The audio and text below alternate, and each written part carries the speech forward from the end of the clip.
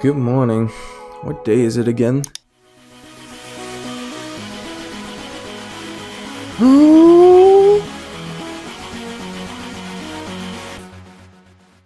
It's Friday, got a review on Friday. Everybody's looking forward to the next one. Friday, 2 more left on Friday. Everybody's looking forward to my videos. Reviewing, ranting some and chanting some.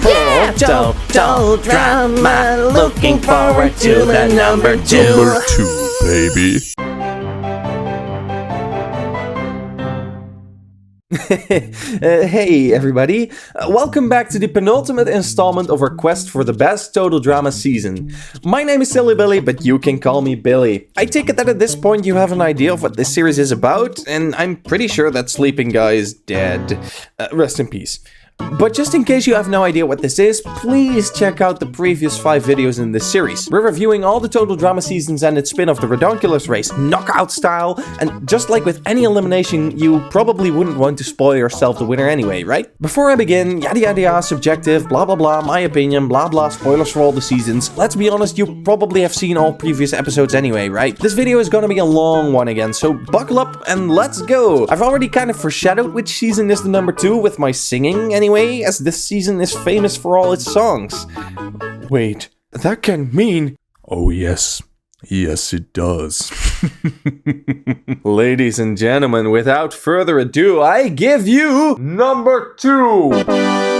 Total Drama World Tour! Okay, you must probably be wondering why I didn't put this season in the number 1 spot. And believe me, I was wondering the same thing. I'm still not fully sure why I enjoy the Redonkulous Race more than World Tour, but one thing's for certain, both seasons are absolutely amazing. Let's park the Redonkulous Race for tomorrow and just focus on the epicness for World Tour for now. That should probably be enough to keep me talking until tomorrow anyway. Total Drama World Tour is the 3rd installment of the franchise. This season has a couple more notable changes from its 2 predecessors. For a start, the season drops out a fixed location altogether and trades it in with a rusty old plane. Said plane is then used to fly all across the world, so that almost every episode takes place in a different country. If you remember what I said in the action video, this is a great way to make every episode stand out. Again, they use the stereotypes and cliches of the countries they visit to their fullest potential. Some with a little more dignity and others with a little less. Regardless, it helps in making each episode memorable.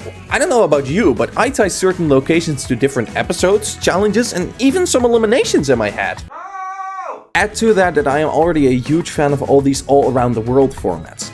I get that this is subjective, but personally I really enjoy them traveling around the world and integrating different cultures in the challenges. It's no wonder that both seasons with this gimmick are at the top of my list. In order to visit all these different places, the show introduces the Total Drama Jumbo Jet, a large military cargo aircraft carrying all the contestants to their next destination. The jet is used incredibly well, both in a comedic and in a dramatic way. The jet crosses that boundary in the cartoon realm once more by having it falling apart multiple times throughout the show. Chef being the pilot is also a fantastic touch and gives him something to do this season, since he isn't a part of a lot of challenges or plot lines this time around. Furthermore, the plane features all the usual spots the cast usually hung out in during the previous 2 seasons. The mess hall is now a cafeteria, the bedrooms have been swapped out for first class and economy class lounge, the marshmallows are flight snacks, and the confessional is replaced by a bathroom stall and chef's cockpit. Having the toilet be the confessional is a classic at this point, and I love to see it make a return after being absent in action, but I think the cockpit is such a missed opportunity. The cockpit is barely used as a confessional during the season, which is such a shame because Chef reacting to all the other contestants complaining and scheming would have been so much fun. The bedrooms do see a significant upgrade in the form of a first class and an economy class. I greatly enjoyed the gimmick where the first place winners get to spend the duration of the next flight in first place while the losers have to sit it out in economy class, which, let's face it, if a flight company would present this as their economy class, you know they would get cancelled on the internet. This room reminds me more of a locker room from gym class than anything else. The differences in treatment based on who wins will help increase the already high tensions between the teams even further. But traveling around the world in a jet is not the only way in which a World Tour separates itself from the other seasons. This season was originally presented as Total Drama, the musical! and I honestly think I prefer the title. I think World Tour fits the general theme of the season more, but calling your season Total Drama the Musical would have been a fantastic jab at commercial TV once more. And by now you guys know how I feel about parodying reality TV. Anyway, I probably don't need to tell you why this season was going to be called But to the people who are watching the series without having seen the original show, what are you doing here? But also, Total Drama World Tour introduces a musical segment in each episode. According to the rules, all contestants must sing in each show. Making it so that every character, whose name doesn't start with Cody, is forced into singing in the episodes. What surprises me is that there are not a lot of characters that sing bad. Sure, a lot of them are not really good singers either, but they can all carry a note, which is impressive seeing as almost all of them have been cast 2 seasons ago without any prior knowledge that they would sing later on. I think the standouts vocally are Heather, Bridget, surprisingly Duncan, and Cody, if they ever allow him to partake in a song. And I guess Courtney, but what do you expect? She's an actual singer in real life. But I think the only bad vocalist is probably Tyler, considering he gets to sing even less songs than Cody. But again, we never really get to see if he's actually a bad singer because he rarely sings at all. Yeah, that's right. We all make fun of Cody for dodging the singing, but Tyler's the real cheater here. I keep my eye on you. What I think is most impressive about these songs is that almost all of them slap. It's no wonder people are still making ranking videos about which song is their favorite, 11 years after its debut. Can you imagine making a ranking video about your favorite Total Drama content in this year? I pity those who think there's still a market for Total Drama in 2022.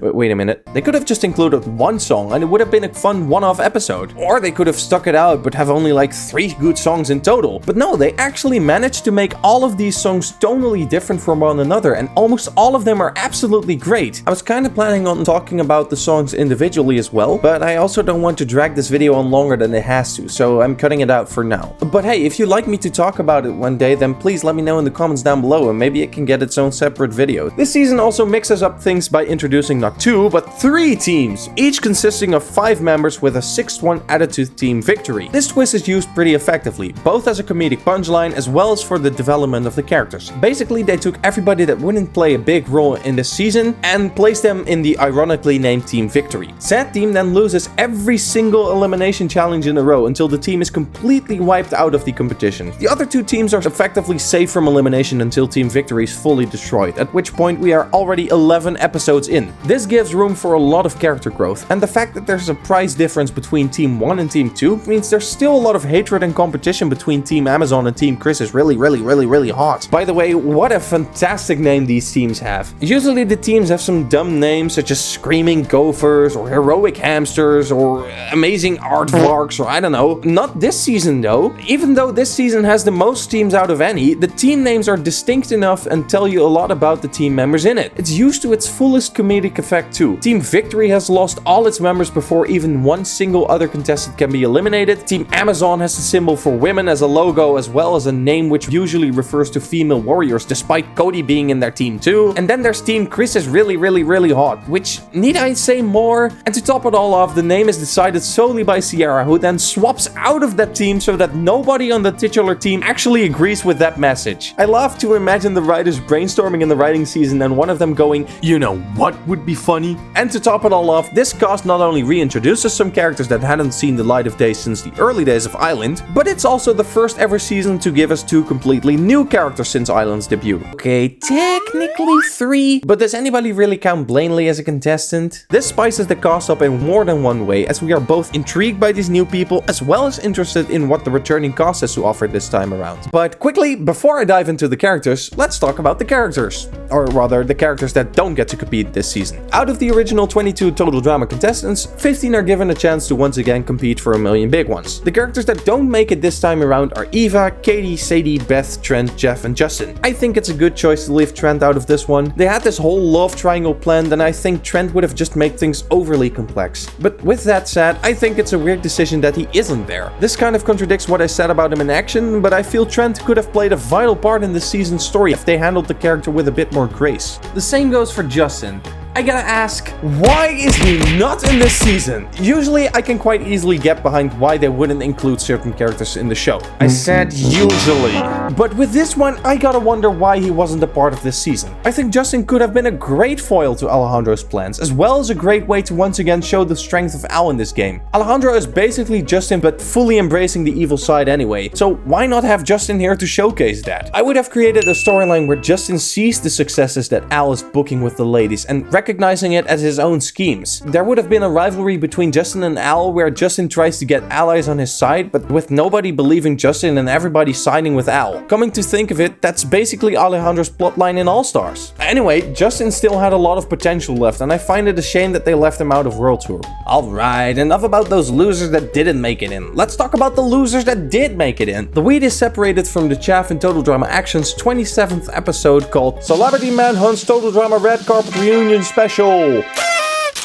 What a mouthful. Maybe I should give it a nickname. Are you guys okay with John? I'll just call it Celebrity Manhunt instead. Yeah, so technically this is part of Action, but like I said in my Action video, I feel it makes more sense to cover these specials with the seasons that they are introducing and not the ones that they are wrapping up. Anyway, John, whoops, my bad. Celebrity Manhunt is a pretty great episode featuring the entire cast so far, as well as some oddball characters. The episode starts with the titular Celebrity Manhunt, a reality TV show set in the Total Drama universe presented by divas Blanley and John. I mean, Josh. Yeah, baby, the parodies are back! I adore all this drama they present about the contestants in real life. Anybody who has ever seen celebrity show news programs will know that they hit this out of the park. Heather and Gwen having an online feud, Duncan and Courtney fighting over a pet, several contestants joining other competition shows, Izzy being a super mean and demanding actress, and of course, the Drama Brothers. Wow. This is also where we meet the first of our two new characters, ignoring Blanley. Sierra, a Total Drama mega fan with a huge amount of fan blogs. She knows all about the Total Drama cast, but Cody is her all-time favorite. I find it very funny how she picks probably one of the most insignificant characters to date and decides, yep, that's the one I'll love most. As Sierra is interviewing all the contestants that are walking the red carpet, Chris reveals that he is planning to continue the show with a new set of characters in a show called Total Drama Dirtbags, and suddenly they are all locked out and forgotten. This is also where we meet our second of the new characters, Alejandro, a Spanish handsome boy who literally is set to become the big star of Total Drama Dirtbag, immediately establishing himself as an evil character, which I think is a smart move on the writer's part. The sooner we dislike this guy, the better. After this, the crew and Sierra set out on a quest to hijack Chris's announcement of the new team in order to be on the show themselves. Solid plan, guys. But the plan comes to fail when Courtney is a bit distracted and the bus crashes into a ravine. This is the point at which the cast for the new season is formed. Jeff proposes to go search for help and everyone who isn't in this season agrees to go with him. Which goes, well. The rest of them are eventually saved, and Chris reveals that there never was a Total Drama Dirtbags, but it was a test to see if the team still had what it takes. Alejandro and Sierra join the 15 ex-contestants, and our new season can start. And now we can finally talk about the characters in this season. Like I said, there are 3 teams this season, and I think it's fitting to start with the kiddie team that got strung along for the ride whilst the grown-ups were actually playing. Team Not So Much Victory. Whereas the other 2 teams consist of 5 members each, Team Victory gets an extra addition in the form of Ezekiel. Ezekiel gets to rejoin for a second time in the show's history, only to be made an example out of this season's method of elimination, the drop of shame. A really fun and creative way to once again literally yeet players from the competition. Ezekiel gets hurled off the plane before it has even properly taken off, and it's quite a hard exit for the dude. By the way, there's this small editing mistake right here. You see that? Zeke shouldn't be here. I got you. But that's not all for the homeschool, as he managed to sneak aboard the plane and hide among the cargo. Chris then allows Ezekiel to have a fair chance like the others by placing him in Team Victory. After the first real episode though, Team Victory finds itself in the first elimination session. And wouldn't you know it, Ezekiel is again booted off first. Now, I know a lot of people feel Zeke got treated unfairly and that he should win a season. But I personally think this is hilarious. Ezekiel once again sneaks aboard, this time hiding in the shadows. Throughout the season, he makes infrequent appearances and you can spot him in the background of certain scenes as he slowly loses his sense of humanity and turns into a freak of nature, ultimately reenacting the fantastic climax of Lord of the Rings. You want to know something funny? I hadn't actually seen Lord of the Rings at the time I first saw World Tour, but I did know who Gollum was and that Zeke was supposed to mimic him. So this season effectively spoiled the ending of one of the best trilogies ever for me. It luckily didn't lessen my enjoyment of Lord of the Rings, but I think it's still pretty funny that this is the way I found out the ending of Lord of the Rings instead of, well, you know, watching Lord of the Rings. Anyway, I'm gonna go ahead and say that this is the best thing that they could have done with the character. I can see where people are coming from when they want Ezekiel to have a break and win something for a change, or at least not see him turn into a monster he is now, but remember that this guy is not very nice when he gets to be himself. He's egotistical, misogynistic, and overall a very rude person. And yes, I get that that doesn't warrant turning into a freaky, abominable version of your former self, but with the aspect that this is a cartoon, I think Ezekiel's transformation to feral Zeke was a great way to go about the character. Other than Ezekiel, the only character from Team Victory to play a really significant role is DJ. And man, the writers really seem to have something against this character. In Island, he's punished for being scared by getting eliminated. In Action, he's torn between a sense of humility and honor and doing things Chef says, ultimately leading to him quitting the game. And in World Tour, they decide the best plan of approach is just cursing him, so that every critter this animal-loving character interacts with gets brutally wounded. And again, it results in him wanting to quit the game. It's so sad. That being said, DJ's suffering this season is hilarious. I'm sorry, I probably shouldn't laugh about this as hard as I do, but I think they pull off the curse very well. Or, well, not necessarily the curse itself, but more the way DJ reacts to it and how it eats him up. DJ decides fairly early on that competing is not worth it if he keeps harming animals, but every single time he wants to be eliminated, another contestant ends up being eliminated instead. I quite like this twist where for once we have a contestant that wants to leave, but can't. My favorite example is when it's just him and Lindsay left, and they hold a fashion show tiebreaker to decide who stays. DJ sends out Gwen as his model, literally just wearing his own shirt. But all three judges agree that they really like DJ's shirt, and as such, he gets to stay in. This is the kind of ridiculous humor I can get behind. Eventually, DJ thinks he's cured because of Irene, a fish with an Egyptian symbol painted on its side. When the Amazons win the challenge in Jamaica and DJ seems to be winning from the boys, Alejandro reveals that he was the one who put the symbol there, instantly making DJ believe that he's still cursed. And of course, DJ immediately starts hurting animals, and his reaction is priceless. But this is also where I think they dropped the ball in his storyline. Personally, I think DJ should have made it a lot further than he actually did. They shouldn't have undone his cure for the curse. With his curse ended and his sole survivor status of Team Victory, I think DJ could make for a very rootable contestant. I know it's easy to say they should make it further about every character, but I also have a few people I think didn't need to be in as long as they did, and DJ could easily climb up a few spots on the ladder, trading him with them. Beyond these two, the rest of Team Victory doesn't play a big role this season. Just as Action had characters that made it pretty far into Island that got eliminated quickly there, World Tour has characters from Action that make it pretty far there but now get the short end here. Best fitting this description are Harold and Lindsay. Like I said in Action, I don't think either of them will ever win a season again if they don't have drastically different stories to tell with the characters. And with their personalities fully explored in Action, I'm not very optimistic for their future. And World Tour backs this statement up by having them both be in Team Victory. Harold is eliminated in the first serious episode by committing Sudoku, which, while funny, is pretty insulting to the character. Even more so for Lindsay, who seems to have forgotten she got developed in Action. Another thing she keeps forgetting is her boyfriend, which is kind of fun at times, but it's just one big middle finger to both Lindsay and Tyler. The only thing that cracks me up when I think about it is what that implies for Tyler. He got eliminated so early on and contributed so little to that season that even his girlfriend forgot he was there. Yikes. I've already forgotten what Lashana did this season. Can somebody tell me again? The only lasting impact she makes is that finally she gives Heather the slap that she deserved so long that she loses a tooth. Furthermore, she's just the next girl in line to be bamboozled by Alejandro. And finally, there's Bridget. And with this one, the writers had a golden opportunity. For the first time ever, Bridget would be on the show without Jeff. She got eliminated earlier than him in Island, and they shared last place in Action, so Bridget on her own is something we surprisingly hadn't seen yet. Not only that, but they replaced Bridget's seat in the aftermath for Plainly. Clearly that means she's in it for the long run, right? My theory is that they looked at every stable couple they had on the show and thought, what if no? Duncan and Courtney, bam, Gwen. Owen and Izzy, wham, breakup. Lashana and Harold, I have no idea if Lashana even likes Harold this season. Lindsay and Tyler, bam, Lindsay forgets Tyler exists. Jeff and Bridget?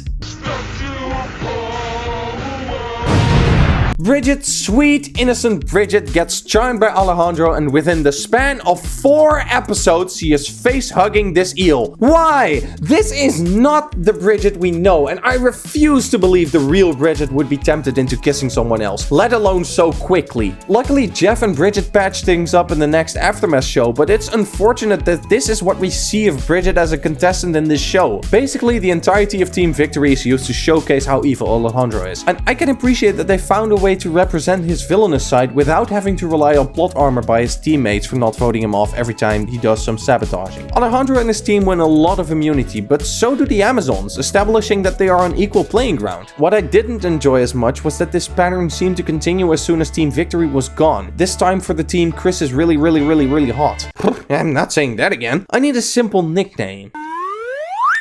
Get away, you! In between DJ's elimination and the merge, Team Chris loses 3 of its 5 original members. For the Amazons, this amount is only 1, and she gets eliminated the episode before the merge. Before that point, Team Chris is picked off one by one the same way Team Victory had to make way. They even have to mask this by introducing a new character to Team Chris in the London episode. This completely undermines the idea that both teams seem to be on equal footing, established during the victory times. And the stupid thing is that this isn't even the case, as Team Amazon loses a couple of times too. Only difference is that they are saved from elimination a total of 3 times before even a single one of them bites the dust. This gives off the feeling that Team Amazon is gushing of plot armor, and in my opinion, completely unnecessary. But more on that later. For now, a dive into the characters of Team Chris. First off, there's Izzy. You know what I think of Izzy, no need for character development with Izzy, just love her for who she is. Any moment with Izzy is a blast, and this season is absolutely no different. In typical Izzy fashion, her elimination is unordinary, and I think it would have been hilarious if they let her return again.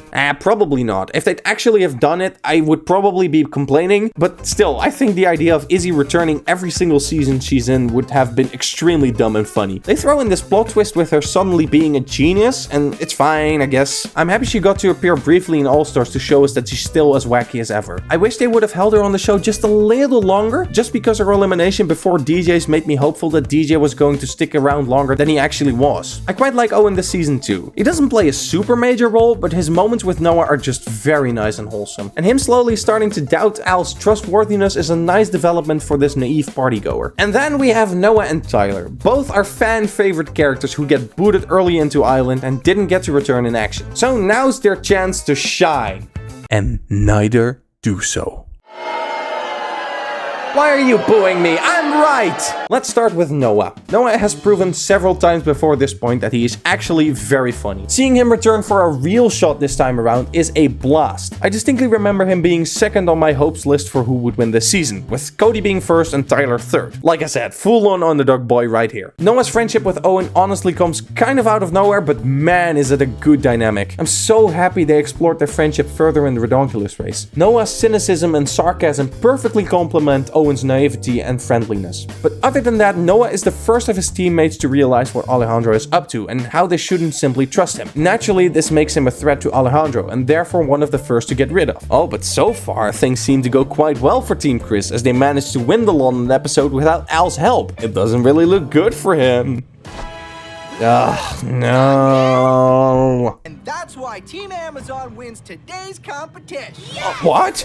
No! And with 3 votes against him, Noah! No! Noah has so much potential and you just let him go! Just like that! And for such a dumb reason! And yeah, I get it, story-wise Noah's exit here makes the most sense. We still need everyone in Team Amazon for an upcoming storyline, and with Izzy gone, Noah is the most expendable, besides maybe Tyler, but he still has a role to play in the same upcoming storyline. But it just feels insulting to simply throw away such a plentiful character in terms of opportunity. Ultimately, all greatness that Noah could have achieved this season is discarded in a heartbeat, and he still doesn't get the season where he can shine, like many other characters now get the chance to do. And what annoys me even more is that this is the same episode in which Duncan makes his reappearance. I've already expressed that I think Duncan is relied on too much in the Total Drama universe, and how he didn't deserve to win action. Seeing him quit this season in the first episode felt a bit odd, but I was actually relieved that Duncan was not going to play a major role for a change, and that other characters could now take his spotlight. fight. But nope, here he is again. And wouldn't you know it, they immediately get rid of this rich source of untapped potential in order to free up space for Duncan, who at this point has been used more times than I use my toothbrush. And before you start being cheeky in the comments down below,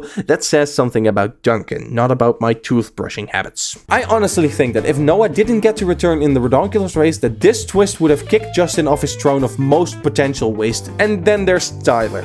And if you recall, I just said that both Noah and Tyler don't live up to their potential. Well, that wasn't a mispronunciation. Tyler is just as badly utilized this season as Noah. In fact, I'd go as far to say as that Tyler is used worse. As I said earlier, I was rooting for Tyler to win this season too. He's quirky and despite being a jock stereotype, seems to be very sweet. So when he gets to reappear on World Tour, you hope he finally gets his shot to the top. And unlike Noah, Tyler actually gets it. Sort of. Sure, Tyler doesn't make it to the merge, but he does manage to stick around 15 of the 26 episodes, which is quite a long achievement in itself. However, during those 15 episodes, Tyler does not have a single storyline on his own. Tyler is used as a puppet by the writers rather than his own separate contestant, and whenever they need someone to fill in a role, they use Tyler for it. We need something for Lindsay to do until we can get rid of her, Tyler. Someone needs to accidentally see and spill the beans on Duncan and Gwen kissing, Tyler. Courtney needs a guy to make Duncan jealous, Tyler. But what does Tyler get to do that is just Tyler? Absolutely nothing. No joke, Tyler in Island and Tyler in World Tour are the exact same character. And I imagine if he would have been in 15 episodes in Island as well, this is how they would fill that space. Funny guy gets injured a lot because he says he's good at something, but he actually isn't. That's all Tyler has to offer. Or rather, that's what he gets to offer. Because Tyler could have played a far more important role in the story if they wanted to. They just chose not to. Remember a few minutes back when I said there are certain characters I would eliminate earlier when talking about DJ? Well, for a start, take Tyler. This guy could have gotten eliminated at least 4 episodes earlier and it wouldn't have made one difference. Give DJ the side plot with him witnessing Gwen and Duncan kiss. You could even make the story about him as well. Have Gwen find out that DJ knows and have her beg him to keep it a secret and watch as DJ is conflicted between telling on Gwen versus hiding the truth from Courtney. Boom! Instantly a more substantial story than what Tyler had to offer. And speaking of Duncan and Gwen, this is easily the weakest part of this season, and one of the reasons that keeps it from beating the Redonkulous race. From a certain aspect, I can actually see what they're doing here. They have been pairing up Duncan and Gwen as a good match since season 1, and it's fully possible that these things bloom over time as they get to know each other more and more. Not to mention that Courtney and Duncan were clearly not matching as well as they used to, and had technically broken up already. We were on a break! But what the writers don't understand here is that what makes sense to happen and what we like to happen doesn't necessarily overlap. Courtney and Duncan are probably the most liked couple in all of Total Drama. Their dynamic in Island is stellar. Action's main focal point on the second half were the relationship issues between Courtney and Duncan. And yeah, Gwen and Duncan have been teased to match well, but that doesn't mean it's a satisfying change in their character arc. All their struggles were meant to culminate in them getting back together, so seeing Duncan get with Gwen instead is just so unrewarding. Not only that, but it takes the season way too long to unfold this plot point. Duncan immediately quits in the first episode, and we spend about half a season with Gwen and Courtney before Duncan gets to return. No, wait, sorry, we already did this one. And while I've credited the season for the route they took with Team Victory, I feel it wasn't really necessary either. We could have just kicked off with the love triangle story and for a change do a season where Duncan isn't the focal point. I promise this will be the last time I bring back DJ in the mix, but imagine a situation in which Duncan doesn't quit in episode 1, but instead is put on Team Chris, already as he sticks around a little longer. Victory keeps losing players while Gwen and Duncan have their kiss early on. After Lindsay's elimination, Team DJ actually starts winning as the teams find out about Duncan and Gwen. Courtney has her falling out, but Team Chris loses, leading to them eliminating Duncan. Izzy also gets taken and now Team Chris is short a member, prompting Chris to merge Team Chris and Team Victory into one. Courtney manages to fail a challenge and Gwen loses the tiebreaker, booting her off the show before Noah is even gone. From here, the story plays out relatively similar. You don't need Tyler anymore to discover Gwen and Duncan kissing, so here's a good time to dump him. After which you can also have your Noah elimination. Now instead of Duncan and Owen starting to distrust Alejandro, it's actually DJ and Owen having to face the truth about Al, with DJ having a hard time being less gullible about the guy who advocated him to join his team. Though all of this is just simple criticism coming from a guy who's just sitting behind his computer complaining about what is rather than actually writing this stuff. And it's not like it's all bad either. What I do very very much enjoy about the current order of the season is how interconnected the cast feels at a certain point. As soon as the Gwen and Duncan drama unfolds, everyone is involved in the storyline and has a different view or opinion on the situation. This type of holistic writing is hard to pull off, but oh so rewarding if done properly. And it's something that really makes the season stand out from what came before, and especially from what comes after. Team Amazon is arguably the most interesting team this season. Having Gwen, Courtney, and Heather all on the same team is a very intriguing setup for this team, as all three have a reason to hate the other two, especially after the whole boyfriend kisser thing. And the way they fight for dominance and try to think one another out is done very well. Gwen is put into the worst storyline of World Tour, which is sadly a trend continuing from Action. It's unfortunate to see how they are using one of the most likable characters from season 1 for all this romantic drama. Courtney is an interesting case as well. She plays a pretty important role this season, but weirdly I have a hard time remembering what she did. Mostly it's just her being mad at Gwen and Duncan and trying to stick it to them. She manages to make it to the final 7, where she ties with Blanley and then is just dropped. I actually think that her importance to the season is presented as larger than it actually is. They also kind of drop the ball on her relation with Alejandro, which goes completely unaddressed at the end. And while this is mostly a criticism that should befall all stars, World Tour doesn't really do a good job at tying the storyline up either. Also in Team Amazon are Cody and Sierra, and just like that we are down to the final 4 of this season. What, you thought I forgot to mention Alejandro when I went over the members of Team Chris? Please, have faith, ye of little trust. Heather, Cody, Sierra, and Alejandro make such a phenomenal final 4. Better than Island? Maybe not quite. But these final 4 also managed to increase the tension greatly. Duncan is eliminated 5th this season, because it wouldn't be a total drama season without our bad boy here making it to the final 5. Come on guys, what is up with this? How is this his lowest ranking up until now? Like I was saying, Duncan is eliminated 5th this season and he perfectly expresses my thoughts as well. Kinda expected that. Duncan just feels like the one off here. He has no further part to serve in this story, and with him gone, we are basically left with 2 duos. On the one hand, you have Alejandro and Heather, who have constantly been at each other's throat throughout this season, and are now finally face to face, and on the other hand, you have Sierra and Cody, who have basically existed in their own little vacuum for this entire season. Sierra is a pretty great character. Unlike All-Star Sierra, World Tour Sierra is actually a multi-dimensional character. Who'd have thunk? Sierra is not only a major Cody fan, she's also a major Total Drama fan. And because she has memorized every single detail of the previous 2 seasons, she also knows everything about the contestants and their ways. As such, Sierra is not easily foiled by Heather's scheming, and I really like this approach to her character. But not only that, Sierra is also a powerhouse. For real, Sierra is mega strong, and because of it she is often able to carry her whole team to victory without giving too much thought about it. Sierra is great as both a comedic character as well as a serious contester for the win. But what is unfortunate about Sierra's character is the implications it has for Cody. Cody is an alright character. I used to really like him back in the day, having him as my #1 character of all time. But I'm here to tell you that younger me was wrong. You're wrong, younger me. How could you think like that? Now you made us both look stupid. Gosh! Remember how nobody ever liked Beth for floating into the finale? Yeah, Cody does the exact same thing. Only difference is that Cody barely misses out on the finale. Cody does some things for the storyline, but mostly Cody is just there. And even that's not true most of the time. Because of her obsessive nature, Sierra doesn't just shield Cody from the other contestants, she shields him from the viewer as well. And because of it, Cody never really gets his own moment of greatness. Sure, the guy has his moments here and there. Him smacking Duncan is iconic, and there are some times where he pulls through and saves his team, or rather Gwen, from elimination. But as I look at it right now, the guy doesn't deserve the win, not in the same way the others do. He never shows us that he's physically or mentally capable of winning this season. He's just lucky to have Sierra as a human meat shield, basically guaranteeing him immunity in every single episode from start to finish. As such, I'm actually quite glad that Cody didn't get to win in the World Tour. It would have made the season repeat the exact same mistake that Action makes. Now Cody is eliminated the second that Sierra cannot cover for him anymore. Cody has to face down Alejandro in a tiebreaker for the finale, and rather than completing his float arc with a bang, they complete with a bang to the face. Of course Alejandro was going to wipe the floor with Cody, and I commend the writers for not going the predictable route.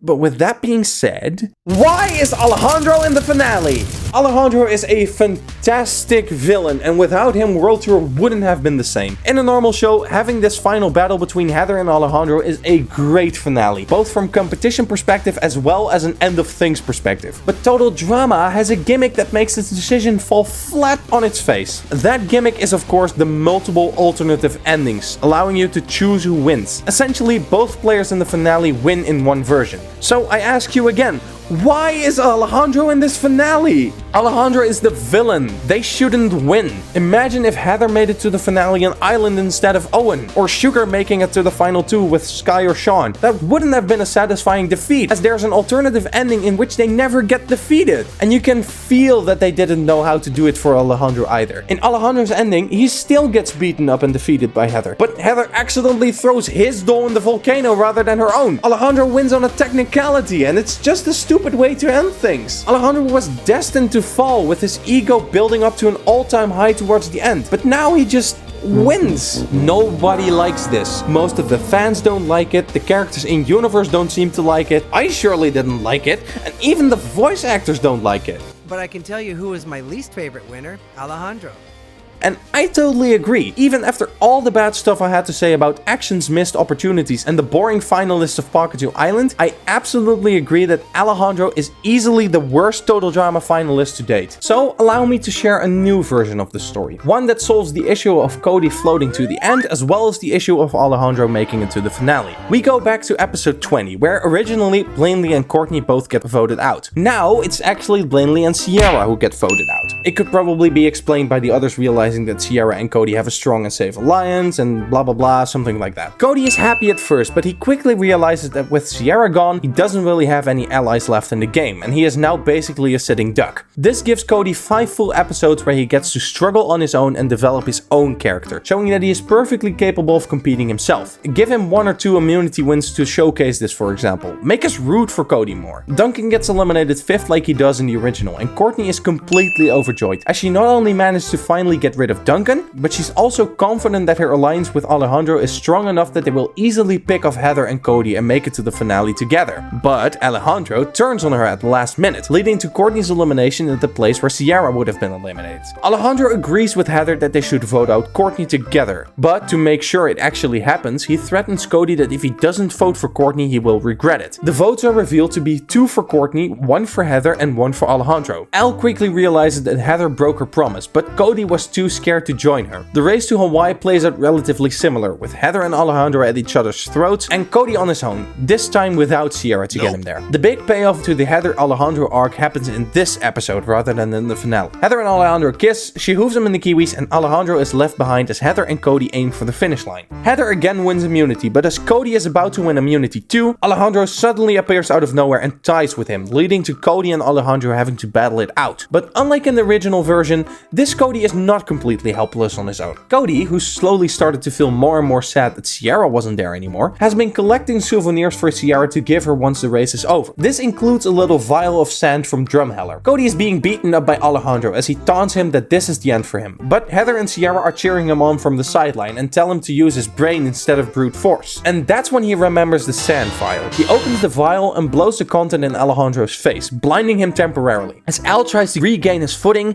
Cody jumps at him and they both fall into the water. With a photo finish, it is determined that Al touched the water first and he is eliminated. Heather and Cody both do the finale, and if I then have to choose which ending is more canon, I'd probably give the ultimate win to Heather. Now, is this solution perfect? Absolutely not. I get why they want Alejandro in the finale. It makes you root for Heather to win. But with this version, at least we don't have to sacrifice one alternative ending to make the other one better. Heather can still have a victorious moment from Alejandro. Cody can prove he can fend for his own, and both finale spots are filled by worthy contestants. And finally, we have Heather. Of course it has to end with Heather. I've said it a couple of times now, but Heather has the best character arc, and that arc comes to a close in this season. Island Heather bullied and manipulated her way to the top, only to lose it all in the end. Action Heather got punished for her behavior in Island, but characters like Harold and even Lashana showed her redemption is still a possibility. And then we get to World Tour. Lashana smacks her so hard that she gets a golden tooth, symbolizing that yes, Heather has gotten what was coming for her. It's okay to root for Heather now. Heather has successfully successfully completed the penance for her behavior, and it's time to finish her redemption arc by actually redeeming her. Heather is also crazy lucky with the team she's in. Whereas Island Heather had to rely a lot on plot armor, World Tour Heather simply wins a lot of challenges and never really faces any real danger of being eliminated. She's always trying to get people on her side against Alejandro, but at the end of the day, there's always a bigger threat or necessity that has to be dealt with first. Heather starts out as the main target of Team Amazon, but that quickly changes as Gwen and Courtney steal the spotlight from her. Not that it matters a lot though, considering that the team only has to vote one player off before the merge anyway. I didn't expect Heather to win when I first watched it, but looking back at it, Heather winning World Tour is probably the best decision the show could have ever made. I think this is also the season where it's the most clear who the original winner is supposed to be and who the runner-up or the alternative ending is. Heather is easily the one to triumph over Alejandro, not the other way around. Heather comes full circle in this season, and I think they reached her peak in terms of character development here. All in all, World Tour is a fantastic season, but despite all its moments of greatness, there's still a couple of really weird decisions in this one that keep it from reaching the #1 spot. This is also the season where I have the most thoughts about rewrites and where I would probably have taken a different direction. I have them for basically every season, but as I was writing this script, I kept wanting to write different story routes you could have taken, some of which you actually got to listen to.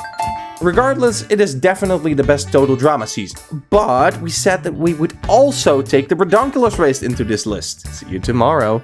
But that is going to be it for this video. Yeesh, this one was way longer than the previous ones. It's like with the Harry Potter books, where you're just casually enjoying the smaller sized stories, and then BAM! Order of the Phoenix slaps you in the face with over 700 pages, and it's so heavy you cannot comfortably hold it when you're lying in bed, but you still try it anyway, and then the book accidentally slips out of your hand, and you take 38 chapters of rolling to the face, and you're immediately awake again. Where was I? Oh yes, total drama. Thank you so much for your continuous support throughout this series. If by now you still haven't subscribed to this channel, why don't you listen? I asked you to click like 2 buttons, it's not that hard. No, in all seriousness guys, consider subscribing if you like what you see, but please don't feel the need to do so. I'm just a guy on the internet after all. Come back tomorrow for the conclusion of this series, where we apparently talk about the Redonkulous race. Why is it on #1? Find out tomorrow! Let me know your thoughts about this season and it being #2 in the comments down below. But thank you ever so much for watching. This has been Silly Billy, and remember that you will always have a higher chance at winning something than Ezekiel. Houdoe!